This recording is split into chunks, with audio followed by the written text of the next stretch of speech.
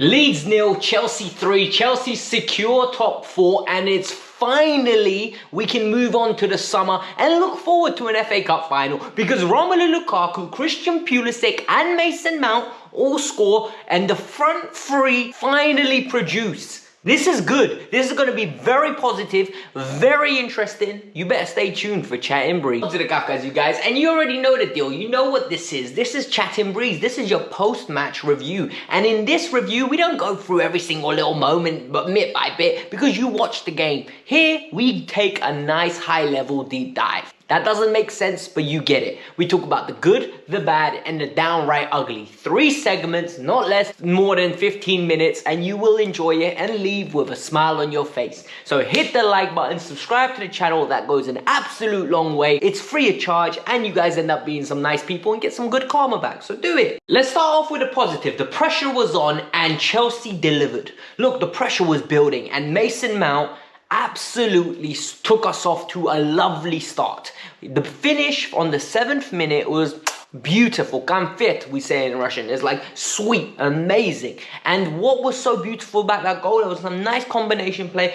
Pass to Reece James overload, something we were doing in the beginning of the season, back to Mason Mount. Mason Mount struck it so clean. I don't know whether the keeper should do better because it's on his near post, but it went and ended up in the top corner. Great start for Chelsea Football Club. We needed that because the pressure was mounting, people. I'm not exaggerating when I say I was very nervous about this game. I gave it the big old yes there, yeah, we're going to be fine. But in my heart, I was very nervous. And luckily, great start. Great season for Money Mace, statistically. Move on to the next one. You all know my feelings towards Romelu Lukaku and his fit in the team. I think Romelu Lukaku's fit in the team is very unorganic. He was never meant to be in a Tuchel system. But now that he's here, we need to get the best out of him. And today, I believe we got the best out of Romelu Lukaku. The game was a little bit more stretched, so it meant that Romelu Lukaku had a little bit more space. But more importantly, I think there was a lot more direct balls into him. And Romelu Lukaku's touch was decent today.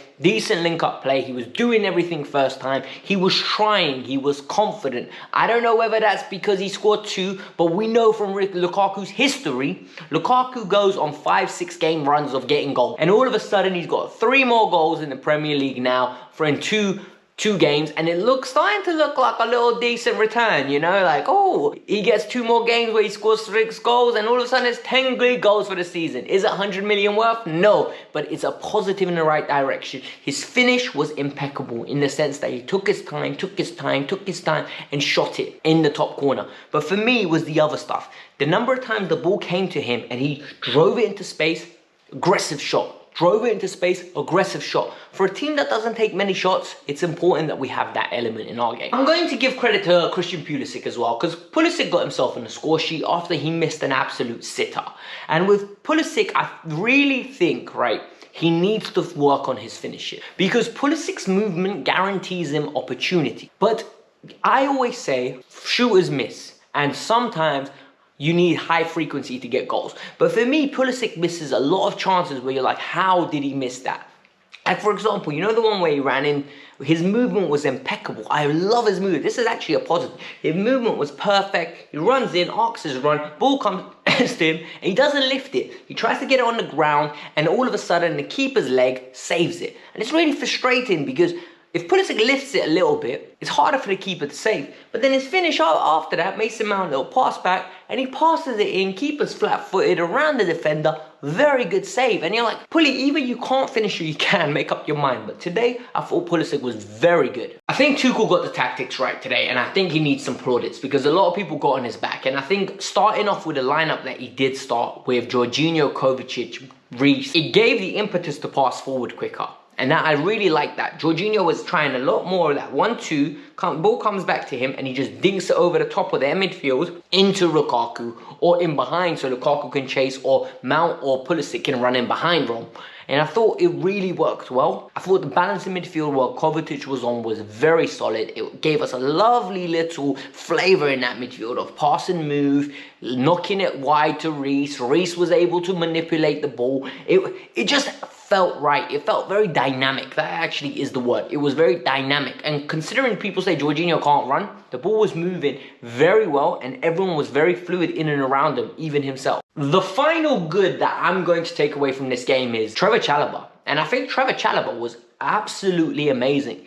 And you know what really irritates me? That Trevor Chalobah has been bench warming recently and Cesar Azpilicueta has been getting his minutes. And it's like, if this isn't a seniority appearance bonus, then I don't know what it is. Because tell me why Trevor Chalobah hasn't been playing in recent weeks. Today he was secure, he was composed on the ball, great last-ditch tackles, great body of work when he's trying to manage people in and around. I understand Leeds went down to 10 men and their threat really diminished after that. But his all-round performance before that was amazing. He's a threat from corner kicks. He's a good defensive player in our own box. When it comes to winning challenges, he's a unit. He's very comfortable on the ball. For me, Trevor Chalobah needs to be part of Chelsea's plans next year, especially if we're going with 3 at the back. He needs to be one of the centre-backs at the right-hand side of that defence. He's proven himself at the start of the season. He had a little dip, which young players regularly do, but everything is fine, and he is important enough due to his versatility, due to his attitude, and I think because he's a Cobham boy as well, it makes the difference. I think there is a difference between signing players from abroad or outside of the Premier League or inside of the Premier League and promoting your own. I think when you promote these kids that have been with Chelsea from the age of 8, 6, 5, it means more to them. I think they're more committed.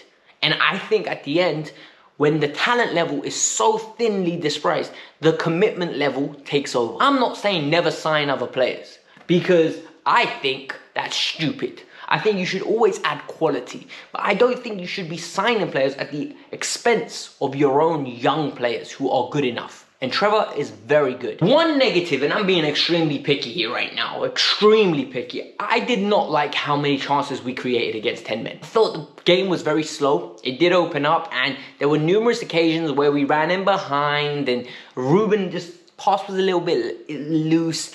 Ball goes to Ziyech, poor ball. Or there wasn't enough combination play. And when I say combination play, as in automated play, when you watch Man City, how many times have you seen this goal? 1-2 in the midfield, 1-2 in the midfield, moving up the pitch, gets it to Kevin De Bruyne, overload Kyle Walker, goes back to Kyle Walker brings it back, beautiful cross, 3 men in the box, overload, goal. We never had any automation play. And it's something that we need to integrate into our game. And today we lacked it. Everything we did was a lot of individual brilliance. And I think sometimes you have to have a little bit of automation to take you over the edge. And it'll be good to work on it over the summer. The downright ugly, Mateo Kovacic being injured and we don't know if he's going to make the final. I think Mateo is integral to anything we do this final. I think he will be phenomenal. I think if he can make it fit, we have a very good chance of winning this cup final. I can't wait for it personally. However, and this is the big key, that challenge was disgusting. That challenge, there was no need from Dan James to be so late. It was reckless, it was immature, it was childish, and it was someone that is in a relegation battle and he's just trying to desperately antagonize the crowd and get his own boys worked up for the game, and he went over the edge and it was a disgusting challenge. But peeps, this is the Kavkas View. I hope you all enjoyed this review. I enjoyed today's game. It's been a while since I could say that about Chelsea because it was very professional. Great finish from Romelu, great finish from Christian Pulisic, and a fantastic finish, in my opinion, from Mason Mount as well. The 3 of them did very well today, led the line well, and Chelsea got the 3 points to secure that we will not be watching Europa League football next year. Salute. Hit the like button, subscribe to the channel. I'll see you guys next time. Bye.